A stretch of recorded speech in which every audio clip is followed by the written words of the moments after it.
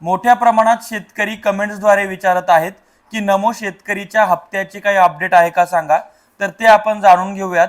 त्याचबरोबर 22 जुलैला मुख्यमंत्र्यांचा वाढदिवस आहे आणि माजी उपमुख्यमंत्री दिवंगत अजितदादा पवार यांची जयंती आहे. तर त्या निमित्तानं नमोचा हप्ता खात्यात पडणार अशा सुद्धा काही बातम्या आणि पोस्टर व्हायरल झालेत. तर त्याची सुद्धा सत्यता आपण जाणून घेऊयात.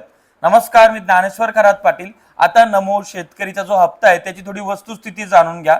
जर आपल्याला 9वा जो हप्ता आहे तो 9वा हप्ता डिसेंबर 2025 ते मार्च 2026 या कालावधीमध्ये मिळणं अपेक्षित होता, तो अद्यापपर्यंत सरकारनं खात्यात टाकलेला नाही.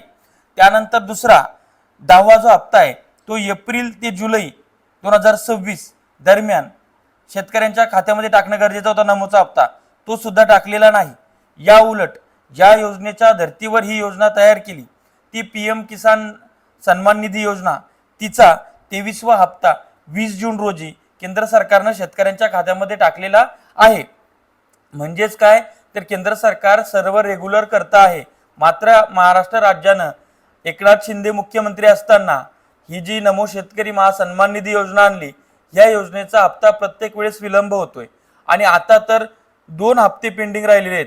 म्हणजे आता त्यांना टाकायचे का नाही टाकायचे, बंद करतात की काय, अशी परिस्थिती निर्माण झालेली आहे. दुसरीकडं जे पोस्टर व्हायरल होतात किंवा ज्या काही बातम्या आहेत की बाबा 22 जुलैला दादांचा जयंती असते, 22 जुलैलाच मुख्यमंत्र्यांचा वाढदिवस असतो आणि त्यांच्या दोघांच्या जयंती आणि वाढदिवसाच्या निमित्तानं शेतकऱ्यांच्या खात्यामध्ये नमो शेतकरीचा हप्ता टाकला जाईल. तर अशा पद्धतीची कुठलीही अधिकृत बातमी नाही आहे किंवा त्या संदर्भातली हालचाल सुद्धा नाही आहे. त्याच्यामुळे 22 जुलैला पण नमो शेतकरी सन्मान निधीचा हप्ता वितरित होईल अशी परिस्थिती नाही. पहिले 1 जुलै सांगत होते, 1 जुलैला कृषी दिन होता त्यावेळेस काहीच करण्यात आलेलं नाही. नंतर आता 22 जुलै सांगतात. प्रत्येक बाबतीत कर्जमाफी असो, पीक विमा असो, नमो शेतकरी असो, हे सरकार तारीख पे तारीख देतंय आणि खऱ्या अर्थानं या सगळ्याचं मूळ एक आहे की यांच्याकडे पैसा नाही आहे.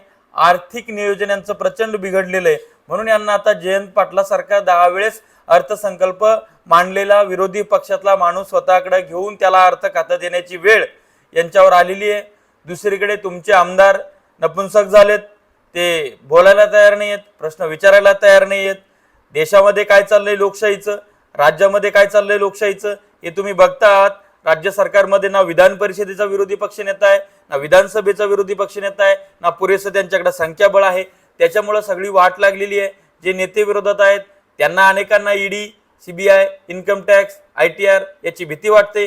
त्याच्यामुळे ते फार बोलत नाहीत, सत्तेतल्या लोकांशी संबंध जपून ठेवू नयेत. गोल गोल मोठमोठाले नेते सुद्धा गोल गोल फिरतायत.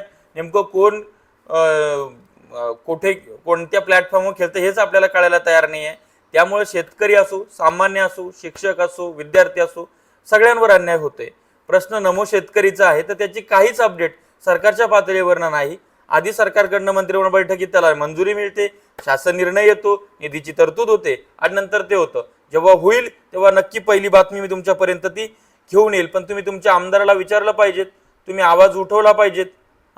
एकनाथ शिंदेंनी आणलेली योजना देवेंद्र फडणवीस बंद करतात की काय, असं सुद्धा जरा चर्चा आपण पुढे आणल्या पाहिजेत. विचारा, तुम्ही प्रश्न विचारले पाहिजेत तुमच्या नेत्यांना, तेव्हा त्यांच्या कानावर ह्या सगळ्या गोष्टी जातील. धन्यवाद.